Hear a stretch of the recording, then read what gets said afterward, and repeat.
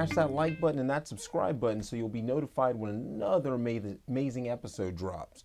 So, what are we going to start off with first? We got so much sports action. We got to start off with UFC, the biggest event of the year, the trilogy, the big brouhaha.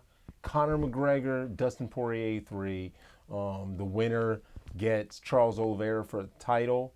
There's a lot riding on this fight. For Poirier, he turned down the title fight to take this fight. Because it's the payday, and he figures. He had confidence. He had confidence in himself that he was going to be able to win, and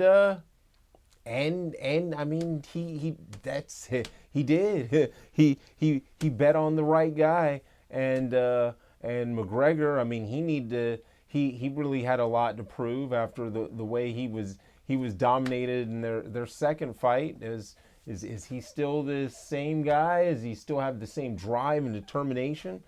And I don't know. He came out aggressive. He came out throwing hard leg kicks. He landed some decent leg kicks, but Dustin started checking him, and Dustin started piecing him up. Then real going out of his character.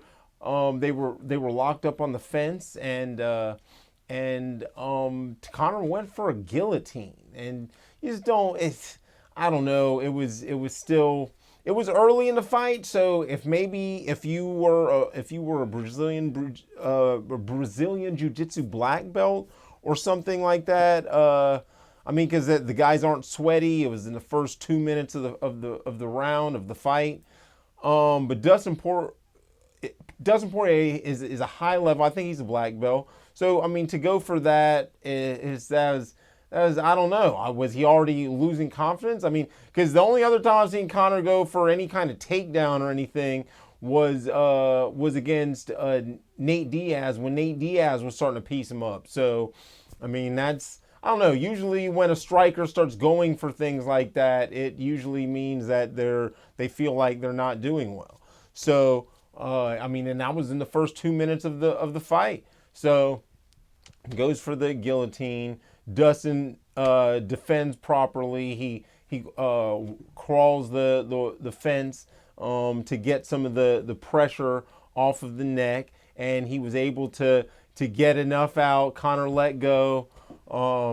So then Dustin was able to posture up and started raining down shots. Raining down some nice shots. Then at one point he was able to stand up, and Conor was going for some nice up kicks. They were some powerful up kicks.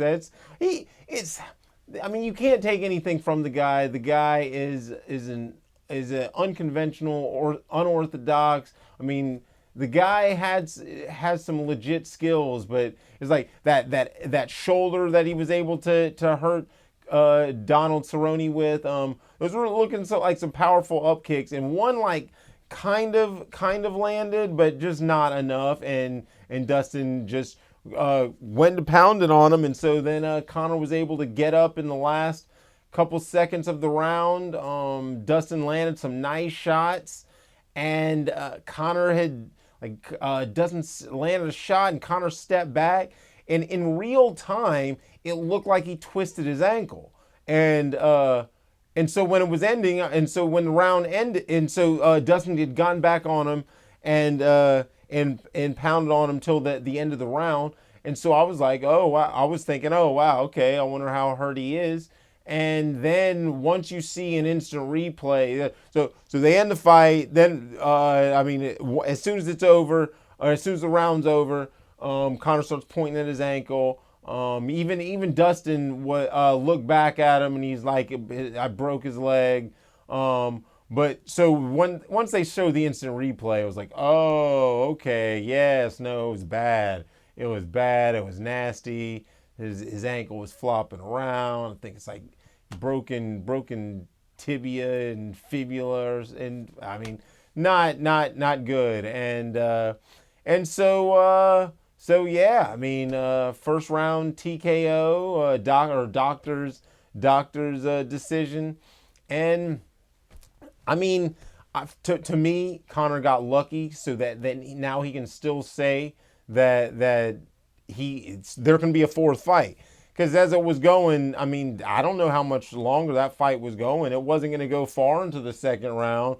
Because I mean, Dustin had his number. I think two of the judges had it 10-8 rounds. So that's yeah. I mean, he was getting beat on. So there'll probably be a fourth fight now. And I mean, the way it's looking, I mean, unless Connor's able to do something miraculous, it looks like Dustin. It's just going to be another nice payday for Dustin. Thing is, it's going to be interesting though. So okay, so from here, I mean, this is going to be a long healing process. I assume we're not going to see him for a year. I mean, to properly. I mean, this isn't.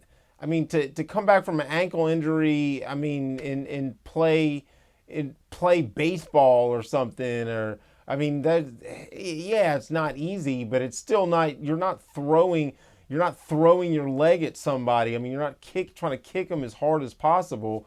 So I don't know how. I can't imagine him being back in any less than a year. And so in a year, Dustin's possibly, there's a good chance he's gonna be champ.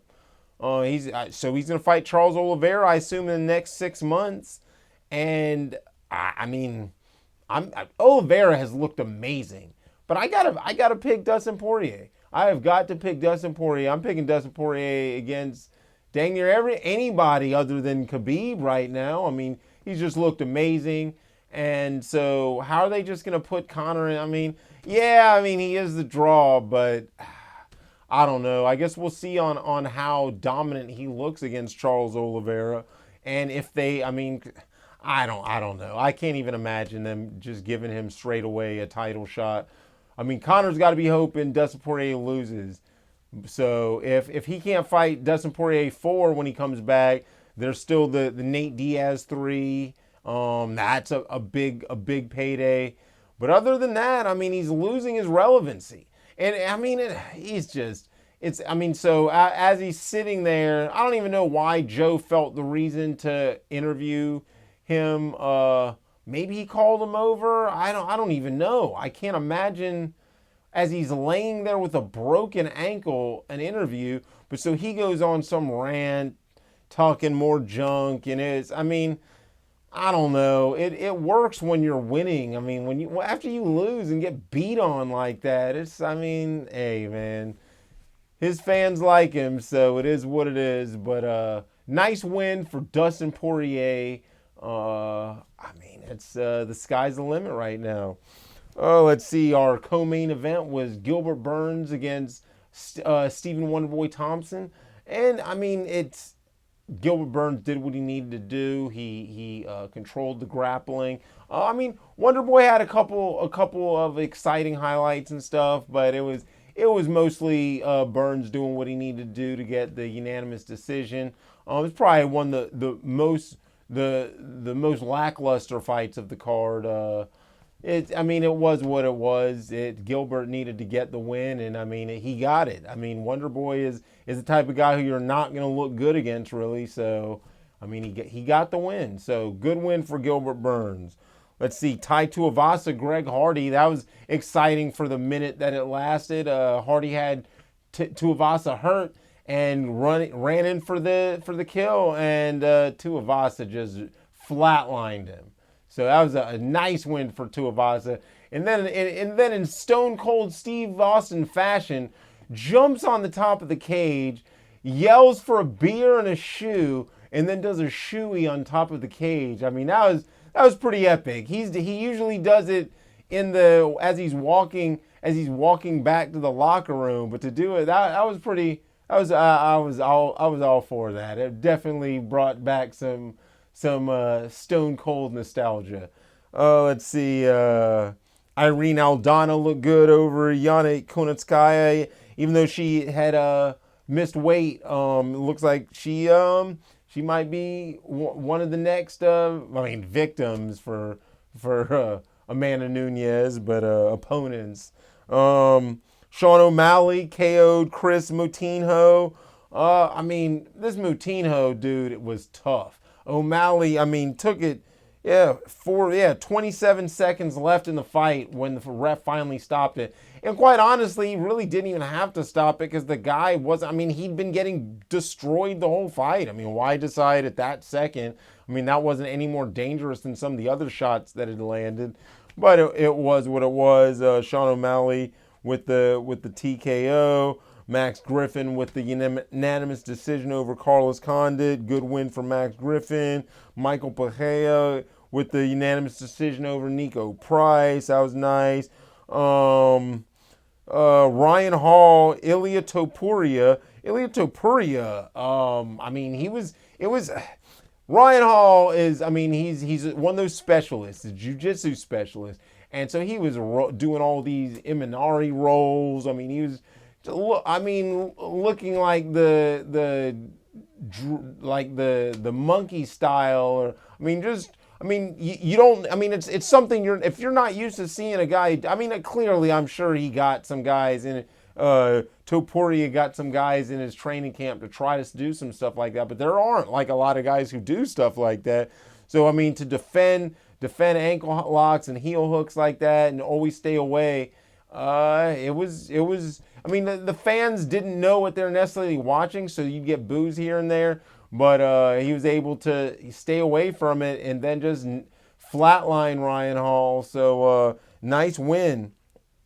So yeah, that was an all-around good card. I was pretty impressed. Let's see, the next fight night coming up will be headlined by Islam Makhachev against Thiago Moises. Makhachev has just looked great. So has Moises.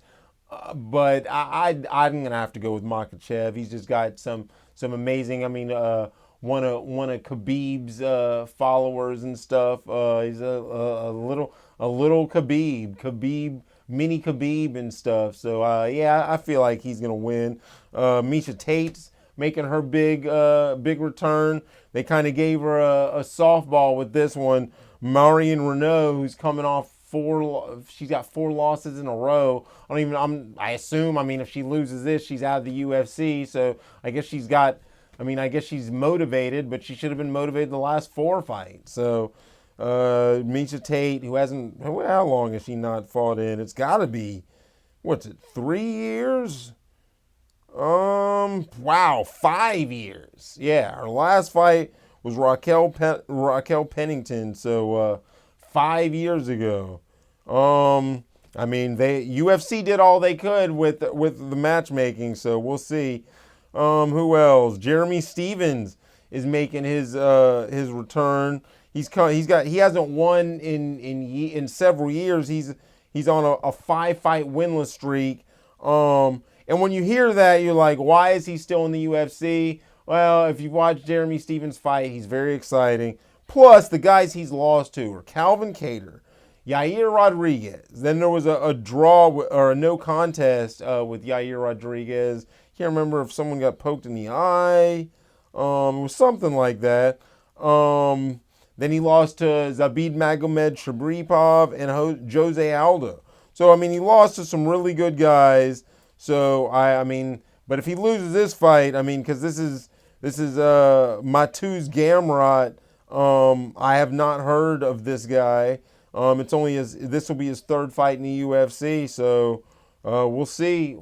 Jeremy Stevens has gotta step up. So then let's see. We got in basketball action. We got the NBA Finals started, and Phoenix was able to jump out to a quick 2-0 lead in the series, winning both games at home. Chris Paul played good. Devin Booker played. Let's see. Chris Paul in game one. Chris Paul had 32 points. Devin Booker had 27. DeAndre Ayton had 22 with 19 rebounds. And Giannis, you got to remember, didn't even know if Giannis was going to be back for that game 1. So he He played. I mean, he still played 35 minutes, but he only had 20 points with 17 rebounds. But then, so then game two, the Suns were able to win also, and but Giannis at least came and had 42 and 12, and with Chris Paul having 23 and Devin Booker having 31. So then that brought us to game three in Milwaukee, and Milwaukee was able to put a little beating on the Suns, and Giannis came out looking good, 41 and 13. So I mean, he's already got two 40-point finals playoff games, which is very impressive. Devin Booker only had 10 points. Chris Paul only had 19 points. So this is going to be big game four. They're at home. So I mean, they've got to win. I mean, they got to win all their home games. The Bucks got to win all their home games, and then they got to win one on the road. This is going to be big. This could start cementing Giannis's legacy, because I mean, the way we have the super teams as is right now, I don't know that this year is as good as any for him to get a championship, because unless he plays with another star, I don't know that we're really going to be having teams with only one star winning it. I mean, this is something. This year is like an anomaly. There were so many injuries. So we'll see. We'll see if this is game four. If the Bucks can pull it out, it'll be 2-2. If the Suns can pull it out, it'll be 3-1 with them going home. So this could make or break the series. Let's see. Then in Olympic tune-up action, the United States team lose two exhibitions. First to Nigeria, then to Australia. And I mean, these teams have NBA players, but come on. I mean, there's no reason we should be losing these games. And so then they turned that around and were able to beat Argentina. And I mean, I guess it's a relief, but I mean, you just expect. I mean, Argentina I think was like 0-3 in this little these exhibition games. So I mean, you don't think that. I mean, I guess a lot of the best players, or some of the best players, are playing right now. I guess not. I mean, I guess who's even? I think Drew Holiday and Devin Booker and Chris Middleton are the only people who are actually going to play, and LeBron's not playing. Anthony Davis is injured. So I mean, we don't have necessarily the team we normally have, but Kevin Durant's out there, Damian Lillard's out there. I mean, we've got some guys we should be smashing these teams. So you'll definitely see what it's. I think 2 weeks away or a week and a half away from the start of the Olympics, and we'll definitely have Olympic coverage, because that's always. I grew up loving the Olympics. It's just like sports you never even watched before becomes exciting. It's if you're a sportsman, if you grew up with sports in your blood, you just understand competition. And I'll watch curling. I mean, these people don't really look like athletes per se, but I can get into. And this is the Summer Olympics, so there won't be curling, but that was just an example. And so USA basketball, they're I don't know. We're gonna see. So then what else? The Lightning were able to beat the Canadians to get their second Stanley Cup in a row. Andrei Valachevsky, the goalie, was won the was it the Conn Smythe or I think it's the Conn Smythe. So that's pretty impressive. It was. I mean, this way, and it was in a span of 10 months since the last season was moved back because of coronavirus. So I mean, they definitely impressive. That's the Lightning, good team. Let's see, and so then we go to in baseball action. Shohei Ohtani was home run derby. Got knocked out by Juan Soto in the first round. So there was all the big hoopla, but he's still leading the league in homers. So Pete Alonso defended his home run derby title, the Met star, and so then brings us to the All-Star game, and that's the American League was able to win, and Vlad Guerrero won the MVP. He had a home run and 2 RBIs. So that sets up the second half of this season. Is it gonna be Shohei Ohtani, the first player to ever start at pitching and at batting in the All-Star game, or is it going to be Vlad Guerrero, or is someone else going to step up?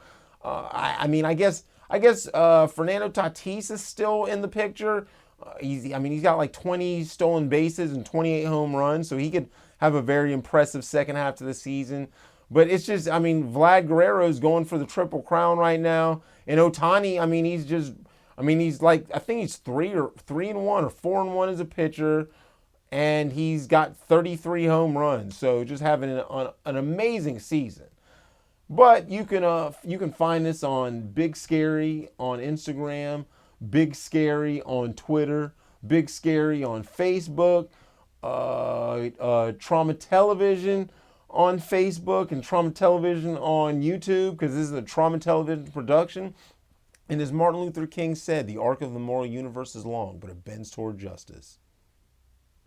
Big Scary, back again, bringing you some ab workouts. Dead Game Fight School, longest running boxing MMA gym in Jacksonville. Pretenders beware.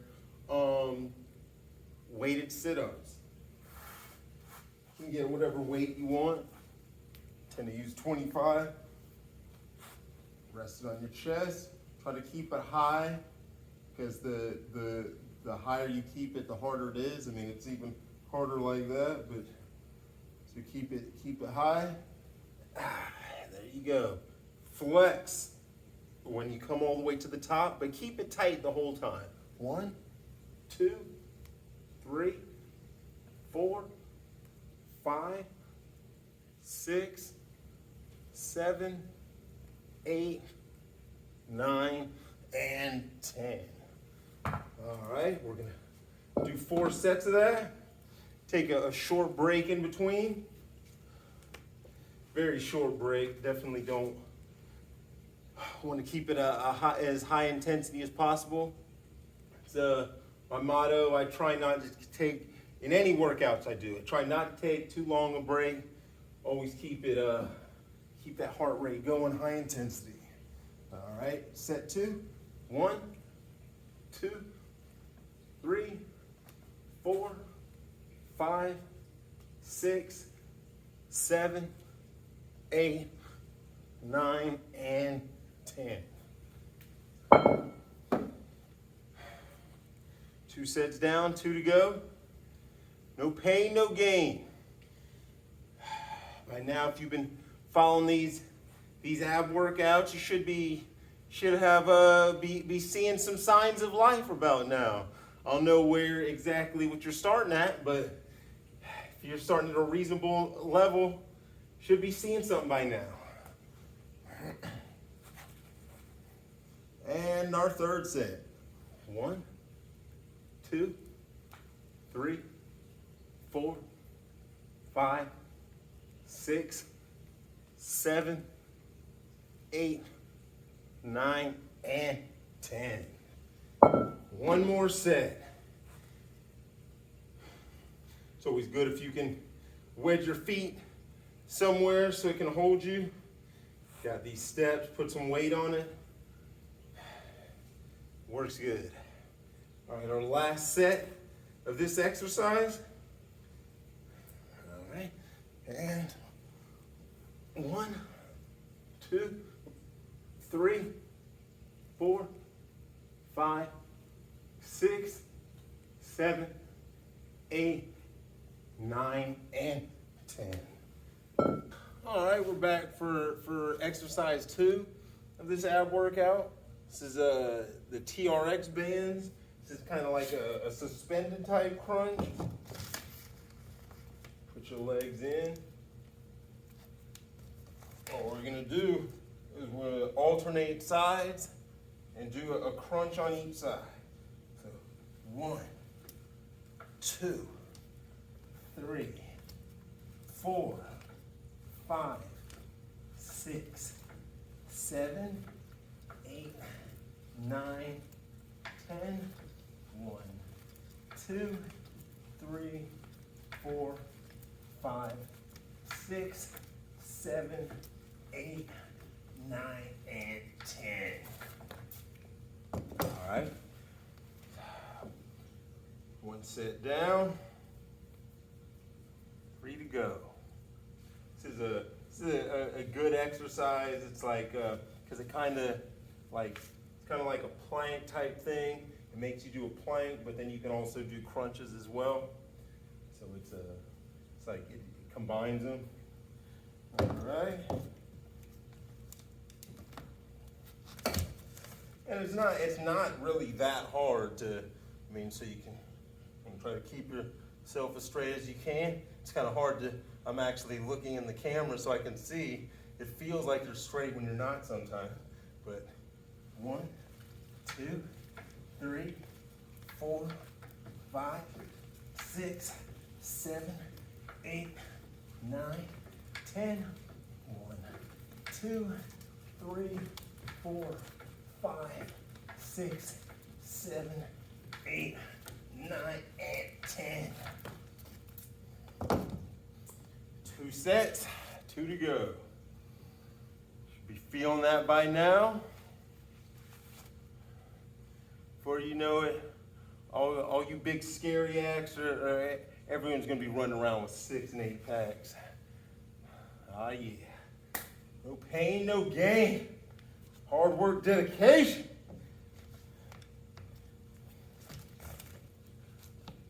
All right, our third set. 1, 2, 3, 4, 5, 6, 7, 8, 9, 10. 1, 2, 3, 4, 5, 6, 7, 8, 9, and 10. Last set. Want to keep that core tight the whole time. Flex when you do the crunch. Always remember, very short breaks. Feeling that burn. Ah. Last set. 1, 2, 3, 4, 5, 6, 7, 8, 9, 10. 1, 2, 3, 4, 5, 6, 7, 8, 9, and 10. Woo! On to the last workout. All right, this will be our last exercise of the day, or of the workout. Exercise ball leg raise. So get up on this pull-up bar, grab it with your feet, and you just raise it. 1, 2, 3, 4, 5, 6, 7, 8, 9, and 10. 1 down, 3 to go. Yeah, this is a little more advanced out of the exercises. But if you've been coming along with me, heck, if you've done some of the other ones that I've done, you definitely can do this. And you don't have to do 10. Do as many as you can. If you can do more than 10, do that. No pain, no gain. Set 2. 1, 2, 3,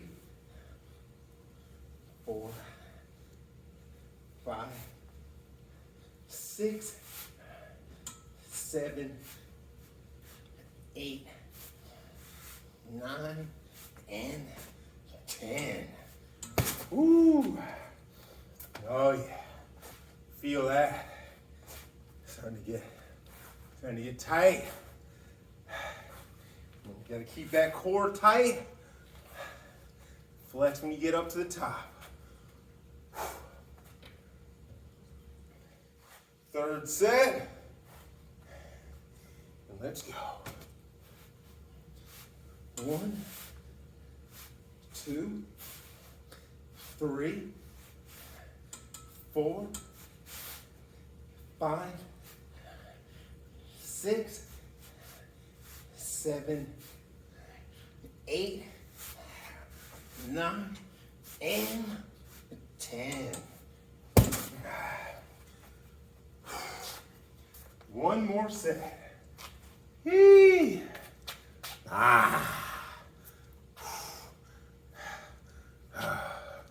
Pain is fear leaving the body.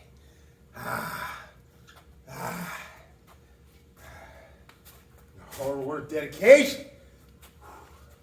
Let's go.